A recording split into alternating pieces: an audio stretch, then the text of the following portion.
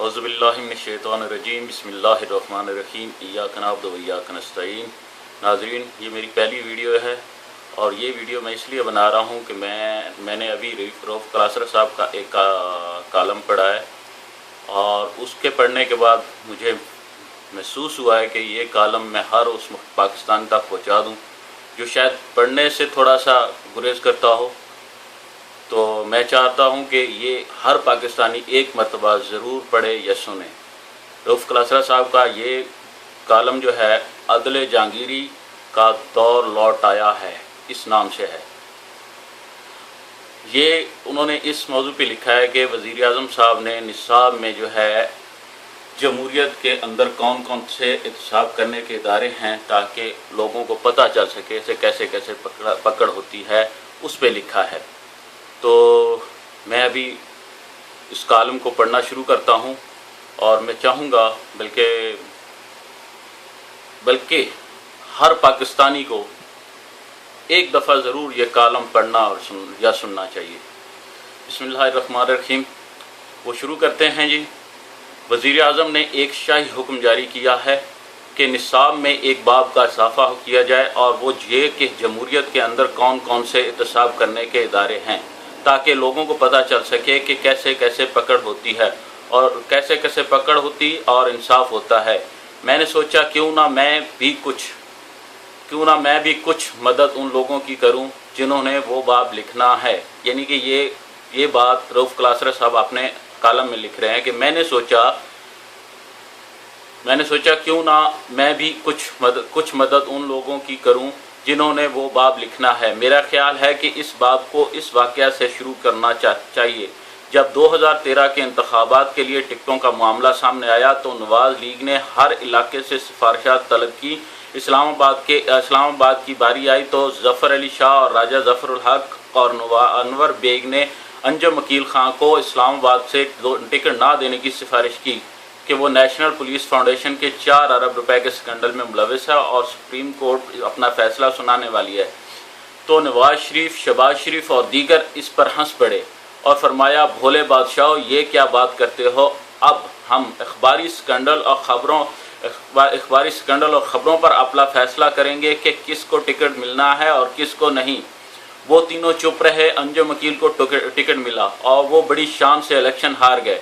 इसी अंजम अकील के खिलाफ सुप्रीम कोर्ट ने फैसला करके नैब को हुक्म दिया कि कार्रवाई करो। नैब के एक अफसर सुबह सादिक जो इसकी इंक्वायरी कर रहे थे मिले तो कहने लगे, इस केस में तो कुछ नहीं है। मैंने कहा, सुभान अल्लाह, खुदा ने आपको भी क्या अकल दी है। अंजम अकील खुद मान चुका है कि इसने करप्शन की है। 3 आला सतह की इंक्वायरियाँ हुई जिसमें साबित हुआ कि इसने करप्शन की थी। वो FIA को लिखकर दे चुका था कि वो 4 अरब या इससे बराबर की जायदाद वापस करेगा। सुप्रीम कोर्ट में इसने मुआहदा तस्लीम किया और कुछ अदायगियाँ भी की और आप फरमाते हैं कि इसने कुछ नहीं किया। फिर 1 साल से ज़्यादा अरसा गुजर गया है, अंजम अकील को कोई हाथ भी ना लगा सका। चनाचे अब वो मज़ीद माल कमा रहा है। बेहतर होगा कि ये बाब लिखने में नैब के अफसर सुबह सादिक की मदद ली जाए, क्योंकि उनसे बेहतर ये बाब कोई नहीं लिख सकेगा कि जिन्हें सावन के अंधे की तरह हर तरफ हरा हरा ही नज़र आता है। इस तरह ये कारनामा भी शामिल निसाब होना चाहिए कि फहमीदा मिर्ज़ा स्पीकर की कुर्सी पर तशरीफ फरमा होकर 87 करोड़ रुपए का बैंक कर्जा माफ़ करा लेती है। आपने एक चहीते PRO शमून हाशमी को KRL से डेपुटेशन पर ग्रेड 17 से उठाकर ग्रेड 20 पर लाती है और 40 वर्ष की उम्र में दुनिया का कम तरीन ज्वाइंट सेक्रेटरी लगा देती है। अमेरिका इलाज पर 40 लाख रुपए कौमी असम्बली के बजट से अदा होते हैं। ये भी हमारी जमहूरियत का हुस्न ही कहलाएगा। इसी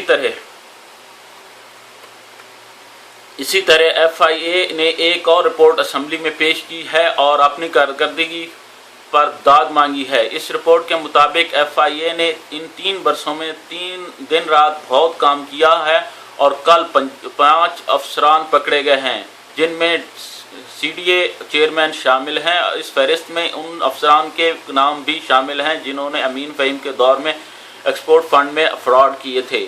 تاہم اس فہرست میں نہ تو امین فہیم کا نام ہے اور نہ ہی ان کے اسٹاف افسر فرحان جنجوعہ کا، جنہوں نے وزارت تجارت سے لوٹ کا مال منی لانڈرنگ کر کے دبئی شفٹ کیا اور آج کل لندن میں نئی جائیدادیں خرید رہے ہیں۔ FIA کو 1.5 برس قبل ISI اصغر خان کیس میں سپریم کورٹ کی ہدایت کی روشنی میں تحقیقات کا حکم دیا گیا۔ اس اسکینڈل میں بڑے معززین شامل تھے جنہوں نے پیسے لیے تھے اور ان سب کے نام سپریم کورٹ میں پیش کیے گئے۔ اس کمیشن کے بارے میں پھر کبھی کسی نے کچھ نہیں سنا۔ سنتے بھی کیسے؟ کون جا کر وزیر اعظم نواز شریف سے سوال جواب کرتا اور کون جرأت کرتا کہ جنرل اسلم بیگ اور جنرل درانی کو ہاتھ ڈالے؟ اس کو بھی جمہوریت کے احتساب والے باب میں شامل ہونا چاہیے۔ ڈاکٹر عاصم حسین کے خلاف سابق وزیر خزانہ حفیظ شیخ نے LNG ٹھیکے پر مبینہ بے ضابطگیوں کے خلاف انکوائری کا حکم دیا۔ کہاں گئی انکوائری اور کہاں گئے ایکشن؟ اسی ڈاکٹر عاصم نے میڈیکل تعلیم کا بیڑا غرق کر دیا اور راتوں رات نئے گھٹیا کوالٹی کے کالج منظور کروا دیے۔ حکومت کے آخری روز 70 CNG اسٹیشنوں کے لائسنس جاری کرائے۔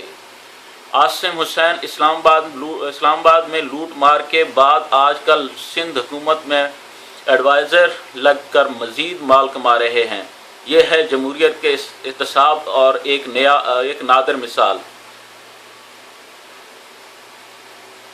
ایک بڑے ادارے میں 4 ارب روپے کا اسکینڈل سامنے آیا۔ نیب سے لے کر FIA اور عدالتوں تک سب نے ہاتھ کھڑے کر دیے۔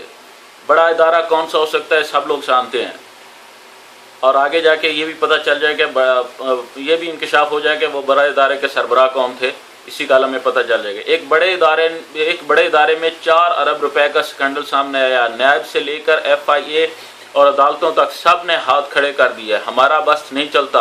ایک اور ادارے کے سربراہان اور ان کے دیگر ساتھیوں کے خلاف نیب کو مقدمہ بھیجا گیا۔ انہوں نے برازیل میں جا کر اپنے بورڈ کا اجلاس منعقد کیا۔ ایک سمندری جہاز پر وہ اجلاس ہوا اور وہ اپنے ساتھ پورا خاندان بھی لے گئے۔ نیب پر دباؤ آیا اور فصیح بخاری جھک گئے کیونکہ فون اس وقت GHQ سے آیا تھا۔ فصیح بخاری جنرل کیانی سے تعلقات خراب نہیں کرنا چاہتے تھے۔ کیس دبا دیا گیا۔ میرے خیال میں اب سمجھ آ گیا ہوگا کہ وہ بڑا ادارہ کون سا ہے۔ سلمان فاروقی اور ملک آصف حیات دن دہاڑے 14 کروڑ روپے کی عیدی میں لے کر پھر بھی متعصب اعلیٰ اور chairman federal public service commission لگ جاتے ہیں۔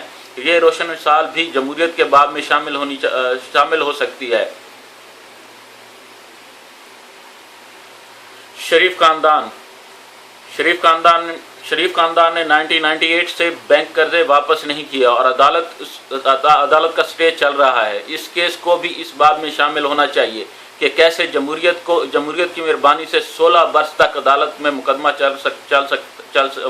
چل سکتے ہیں۔ جس طرح ہر کاروبار پر اپنے بچوں کو بٹھا دیا گیا ہے، وہ بھی پاکستانی جمہوریت کی اپنی مثال ہے۔ راولپنڈی میں حنیف عباسی پر عدالت نے فرد جرم عائد کر دی ہے، لیکن نواز شریف اور شہباز شریف نے اسے اربوں روپے کی میٹرو بس منصوبے کا سربراہ بنا دیا۔ کتنی شرم کی بات ہے۔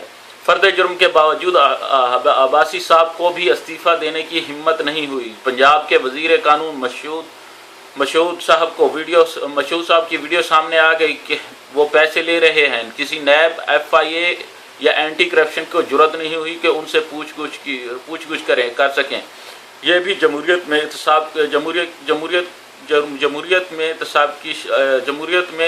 احتساب کی شاندار مثال ہے۔ نیب سابق وزیر اعظم راجہ پرویز اشرف کے خلاف اپنے داماد کو वर्ल्ड बैंक में नौकरी देने पर रेफरेंस फैल करती है कि उन्हें गलत तरीके से लगाया गया था, लेकिन मौजूदा वजीर आजम की बेटी को 100 अरब रुपए देकर एक इदारे का सरबराह लगा दिया जाता है। इस पर नैब खामोश हैं। ये है वो इंसाफ जो इस जमहूरियत ने मुतारफ़ करवाया। मुल्क का वज़ीर आज़म उस एतजाज़ एहसन से पूरी कौम के सामने माफ़ी नहीं मांगता है जिस पर एक दिन पहले उसके अपने वज़ीर दाखिला चौधरी निसार अली खान ने सियासत को अपने कारोबार के लिए इस्तेमाल करने और करप्शन के संगीन इल्ज़ामात करप्शन करके संगीन इल्ज़ामात लगाए थे। यानी कि एतजाज़ एहसन से माफ़ी मांगी जा सकती है और 14 कत्ल हो जाते हैं माल्टान में और अपना इस्लामाबाद में कत्ल किए जाते हैं, उस पर कौम पे माफ़ी नहीं मांगी जाती है कि मामूली एक बंदे से ऐसे ही माफ़ी मांग ली, सिर्फ उसकी बेइज्जती हो गई है और वो भी सही इल्ज़ामात पे। अगर किसी ने आईना दिखाया तो उसकी बेइज्जती हो जाती है, उस पर माफ़ी मांगी जाती है और यहाँ कत्ल कर दिए जाते, माफ़ी नहीं मांगते। करप्शन के संगीन इल्ज़ामात लगाए थे। ये वाक़या भी जमहूरी एहतसाब के इस बाब में शामिल किया जाए तो यकीन करें आने वाली नस्लें हम पर फ़ख्र करेंगी कि इस मुल्क की बागडोर कैसे कैसे लोगों के हाथ में रही और कैसा इंसाफ होता है। ये भी एक अजीब कल्चर है कि इस मुल्क में मेरे समेत कोई अपना एहतसाब करने को तैयार नहीं। हर इदारा कहता है कि इसके अपने अंदर एहतसाब का निज़ाम मौजूद है। सियासतदान कहते हैं उनके खिलाफ कोई कार्रवाई नहीं हो सकती क्योंकि उनका अपना एक खुद मुख्तार इदारा है जिसका नाम पब्लिक अकाउंट्स कमेटी है। नैब या FIA कौन होते हैं? नैब जिसका नाम पब्लिक अकाउंट्स कमेटी है, नैब या FIA कौन होते हैं कि उनके खिलाफ कार्रवाई करने वाले हों? इसमें हरगिज़ कोई शक नहीं कि कानून सिर्फ कमज़ोर के लिए है। चंद ताकतवर और अमीर लोगों ने मिलकर डील के तहत जमहूरियत भी खरीद ली है। कानून और इसके रखवालों को भी खरीद कर जेब में डाल लिया है और अब नवाज शरीफ चाहते हैं कि ये सारे नेक अमाल निसाब में शामिल किए जाएं ताकि आने वाली नस्लों को पता चल सके कि उनके दौर में कैसे कैसे अदले जहांगीरी होता था। मेरे ख्याल में इस वीडियो के सुनने के बाद या जो बंदा ये कालम पढ़ेगा उसको बल्कि पढ़ना चाहिए, मैं ये कहूँगा, और फिर सोचना चाहिए क्या ये लोग इस काबिल हैं कि ये हमारे सरबराह या हुक्मरान रह सकें। इस दुआ के साथ मैं इजाज़त चाहूँगा कि अल्लाह पाकिस्तान का हामी नासिर हो, अल्लाह पाकिस्तानी अवाम का हामी नासिर हो। अस्सलाम वालेकुम।